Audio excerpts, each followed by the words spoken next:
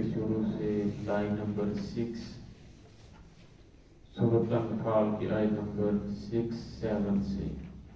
اعوذ باللہ من الشیطان الرجیم، بسم اللہ الرحمن الرحیم، لولا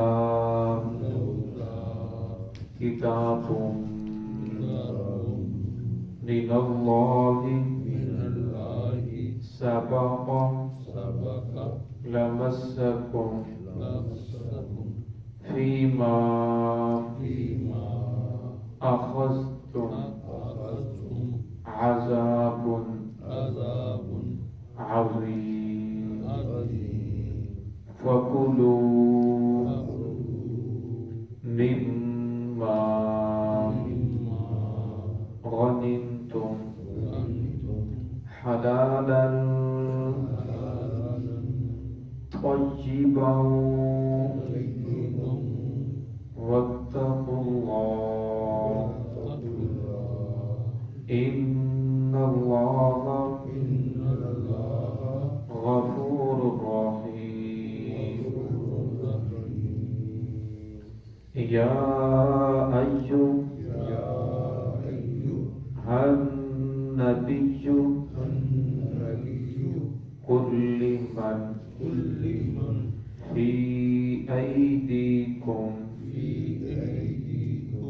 من الاسری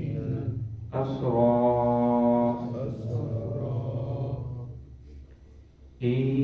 یعلم اللہ فی قلوبکم خیرا یؤتکم خیرا مما اخذ منکم ویغفر لکم واللہ غفور رحیم۔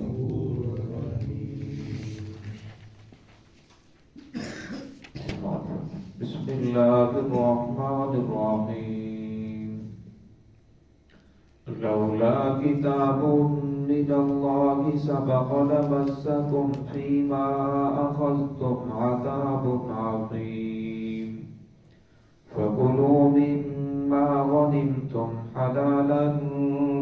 طیبا واتقوا اللہ ان اللہ غفور رحیم۔ یا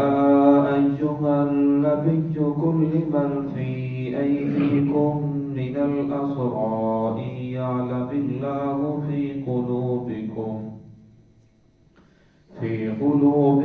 خیرا یؤتکم خیرا مما اخذ منکم ویغفر لکم واللہ غفور رحیم۔ لولا کتاب من اللہ سبق لمسکم،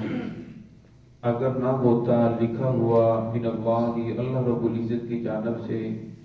سبق جو گزشتہ لکھا جا چکا، لمسکم تو تم کو چھوتا، فیما اخذتم اس کی وجہ سے جو تم نے فدیہ لیا ہے، ان سے لیا ہے، عذاب علی عذاب عظیم دردناک عذاب،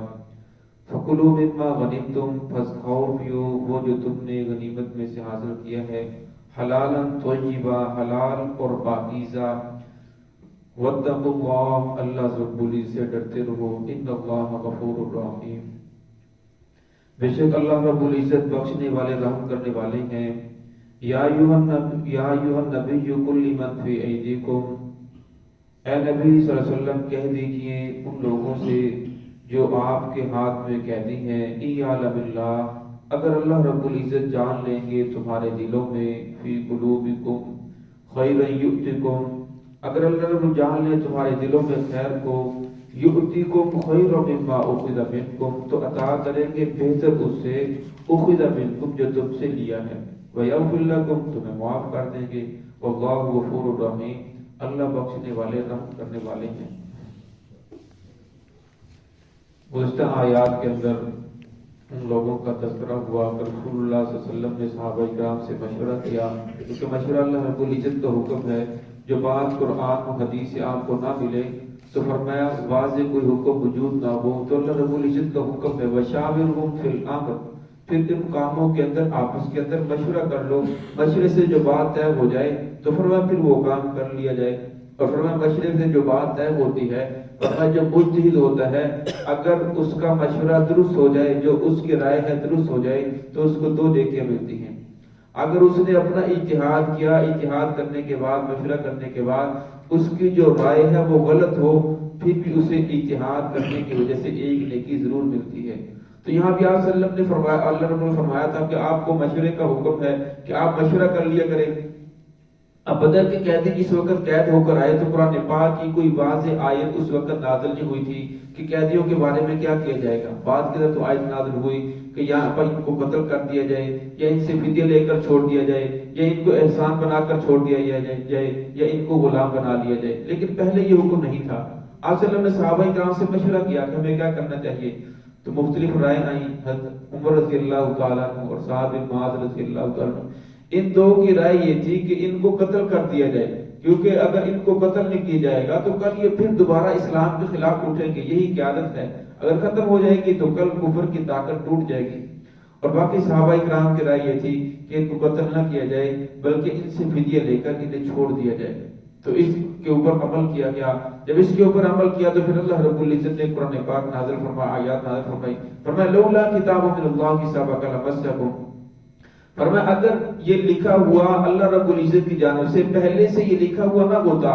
تو فرمایا لمسکم فیما اخذتم، فرمایا پھر اللہ رب العزت کی طرف سے تمہیں عذاب پکڑ لیتا، عذاب تمہارے سروں کے اوپر آ چکا تھا۔ لیکن یہ پہلے سے طے ہو چکا تھا کہ مال غنیمت جو ہے اللہ رب العزت اسے حلال قرار دیں گے اور مال غنیمت تم استعمال کرو گے۔ اس لیے فرمایا کہ جب مال غنیمت اللہ رب العزت کی ذات نے حلال کرنا تھا تو اس لیے اللہ رب العزت کی ذات نے اپنی جو ہے اس عذاب کو روک لیا ہے۔ فَكُلُوا مِمَّا غَنِمْتُمْ حَلَالًا طَيِّبًا، فرمایا اب تم کھاؤ جو غنیمت میں سے حاصل ہوا ہے، حلالا طیبا، حلال اور پاکیزہ، واتقوا اللہ، اللہ سے ڈرتے رہو۔ حلال اور پاکیزہ، حلال سے مراد جس طرح جانور ہے، مرغی ہے، بکری ہے، یہ ساری چیزیں حلال ہیں۔ لیکن فرمایا اگر انسان نے کسی کی چوری کی ہوئی ہے پھر مرغی کو ذبح کرتا ہے، فرمایا وہ حلال تو ہے لیکن طیب پاکیزہ نہیں ہے۔ اسی طرح گندم وہ حلال ہے لیکن اگر چوری کی ہے تو فرمایا وہ طیب نہیں ہے۔ تو یہاں فرمایا کہ حلالا طیبا، حلال اور پاکیزہ چیزوں کو کھاؤ، واتقوا اللہ، اللہ سے ڈرتے رہو، ان اللہ غفور رحیم، اللہ رب العزت بخشنے والے رحم کرنے والے ہیں۔ یا ایھا النبی قل لمن فی ایدیکم من الاسری، اے نبی صلی اللہ علیہ وسلم ان سے کہہ دیجئے جو قیدی تمہارے ہاتھ کے اندر ہیں، جو آپ کے قید کے اندر 70 قیدی ہیں، ان سے کہہ دیجئے ان یعلم اللہ، اگر اللہ رب العزت نے جان لیا فی قلوبکم، تمہارے دلوں کے اندر،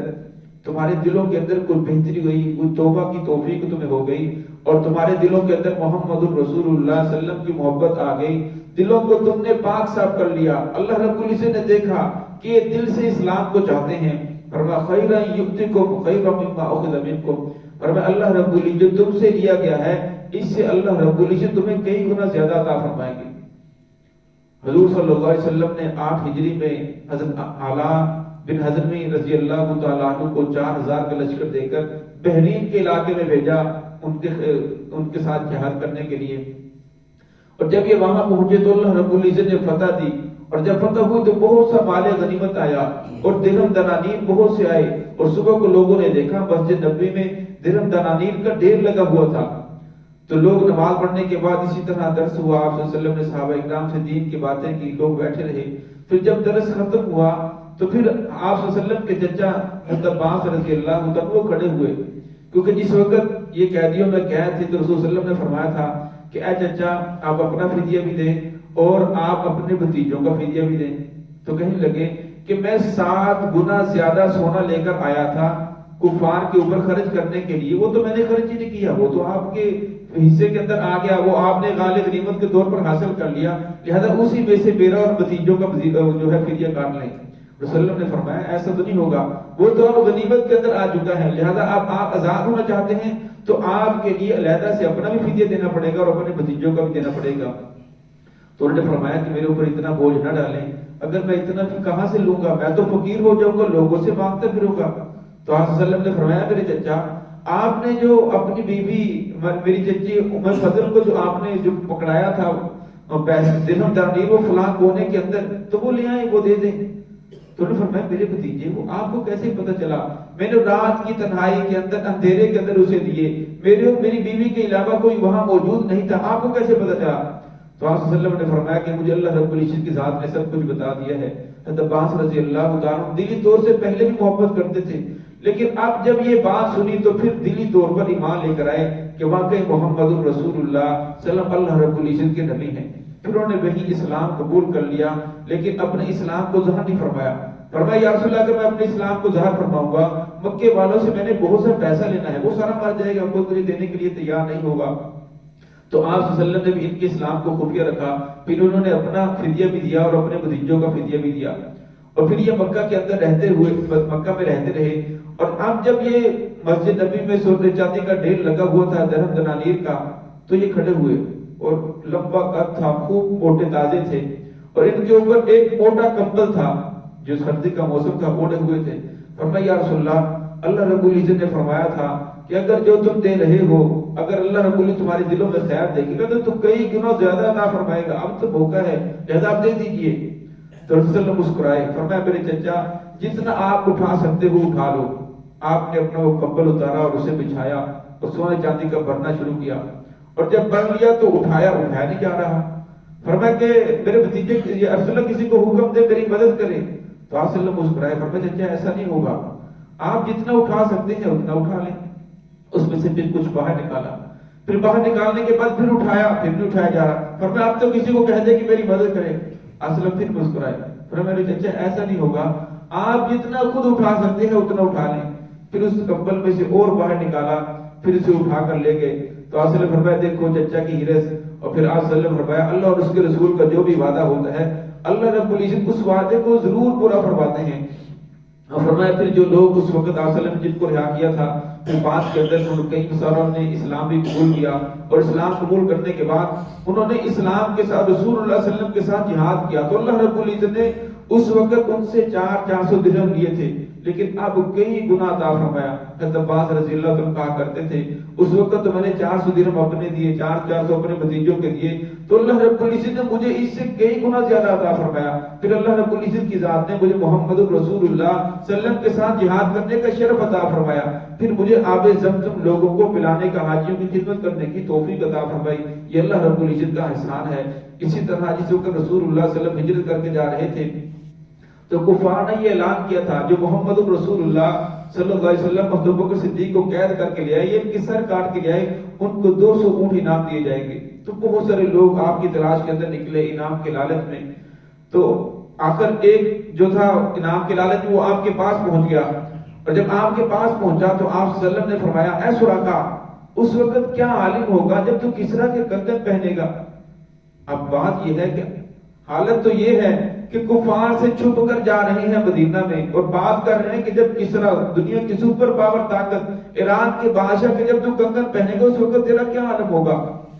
اور کسرا کو فرماتے ہیں سراقہ بن مالک اس سے پہلے 2 دفعہ میرے گھوڑے کے جو ٹخنے تھے وہ زمین کے اندر دھس چکے تھے، میں نے اللہ سے توبہ کی تھی کہ یا اللہ اب مجھے چھوڑ دے، اب میں پیچھے چلا جاؤں گا، لیکن انعام کے لالچ میں جب زمین میرے گھوڑے کو چھوڑتی تو پھر آگے بڑھ جاتا کہ شاید مجھے جو ہے یہ انعام مل جائے۔ تو کہنے لگے میں نے یہ فرمایا یا رسول اللہ مجھے معاف کر دیں، آپ مجھے امان لکھ دیں تو میں واپس چلا جاتا ہوں، میں کسی کو نہیں بتاؤں گا۔ تو آپ صلی اللہ علیہ وسلم نے حضرت ابو بکر صدیق کے غلام عامر بن فہیرہ کو فرمایا کہ اس کو چمڑے کے اوپر امان لکھ دو، تو آپ نے امان لکھ کر دے دی۔ پھر وہ زمانہ گزر گیا، پھر بعد کے اندر سعد بن ابی وقاص رضی اللہ عنہ کے ان کی قیادت میں ایران فتح ہوا، اور کسرا کے کنگن آئے۔ صبح کو عمر رضی اللہ عنہ کا زمانہ خلافت تھا، لوگوں میں مال و غنیمت تقسیم کر رہے تھے، اور جب کسرا کے کنگن سامنے آئے تو آپ کی آنکھوں میں آنسو آ گئے، کھڑے ہو گئے۔ فرمایا سراقہ بن مالک کہاں ہے؟ اور سراقہ بن مالک حاضر ہوئے۔ فرمایا اگرچہ محمد رسول اللہ صلی اللہ علیہ وسلم کی شریعت میں سونا پہننا حرام ہے، لیکن یہ ایک مرتبہ پہن کر دکھا دو تاکہ لوگوں کو پتہ چل جائے کہ آسمان ٹوٹ سکتا ہے، زمین پھٹ سکتی ہے، لیکن محمد رسول اللہ صلی اللہ علیہ وسلم کی زبان سے نکلی ہوئی بات جھوٹی نہیں ہو سکتی۔ فرمایا اللہ اور اس کے رسول جو بھی وعدہ کرتے ہیں وہ وعدہ ضرور پورا ہو کر رہتا ہے، شرط یہ ہے کہ انسان سچے دل سے محمد رسول اللہ صلی اللہ علیہ وسلم کی غلامی اختیار کر لے۔ دعا ہے کہ اللہ رب العزت ہمیں عمل کی توفیق عطا فرمائے۔